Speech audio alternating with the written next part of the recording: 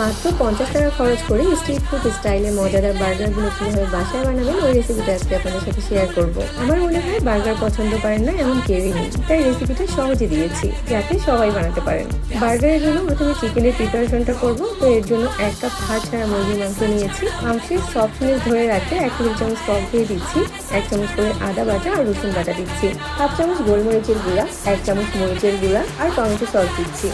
স্বাদ মতো লবণ আর সয়া সস দিয়ে চিকেনটাকে মাখিয়ে নিচ্ছি।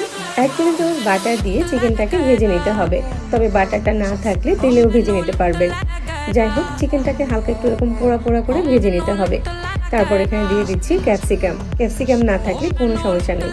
এখন চিকেনের উপরে চিজ দিয়ে দিচ্ছি। চিজটা একটু বেশি করে দিবেন, তাহলে বার্গারের টেস্ট অনেক বেড়ে যাবে। চুলার আঁচটা কমিয়ে একটু ঢেকে দিলে চিজটা মেল্ট হয়ে যাবে।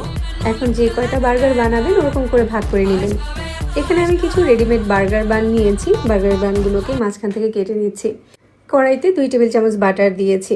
বার্গার বানগুলোকে একটু সময় নিয়ে ভেজে নিব, তাহলে দেখা যাবে উপর আর নিচের সাইডটা ক্রিস্পি হয়ে যাবে। রুটিগুলোকে একটু লালচে করে সেঁকে নিয়েছি। এবার আমরা বার্গারের সসটা বানিয়ে নিব।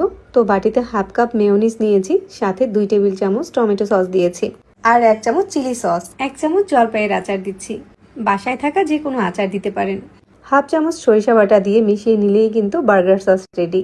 বার্গার সসটা সহজে বাসায় এভাবেই বানিয়ে নেওয়া যায়। এখন বার্গার বানের হাফ স্লাইসের উপর বেশি করে বার্গার সসটা দিয়ে দিচ্ছি, একটু লেটুস পাতা দিয়ে সাজিয়ে দিচ্ছি আর চিকেন দিয়ে দিচ্ছি। উপরে টমেটোর স্লাইস আর পেঁয়াজের স্লাইস দিচ্ছি। এর উপরে স্লাইস চিজও দিতে পারেন, তবে আজকে আমি একদম বাজেট ফ্রেন্ডলি একটা বার্গারের রেসিপি শেয়ার করেছি। সহজে এরকম একটা ক্রিস্পি বার্গার বাসায় আপনিও বানাতে পারেন। টেস্টের দিক থেকে এত সেরা হয়েছিল, বাসায় বানিয়ে দেখতে পারেন। রেসিপি ভালো লাগলে টাইমলাইনে শেয়ার করে রাখবেন, যাতে পরবর্তীতে দেখে বানিয়ে নিতে পারেন। আজকে বিদায় নিচ্ছি। আল্লাহ হাফেজ।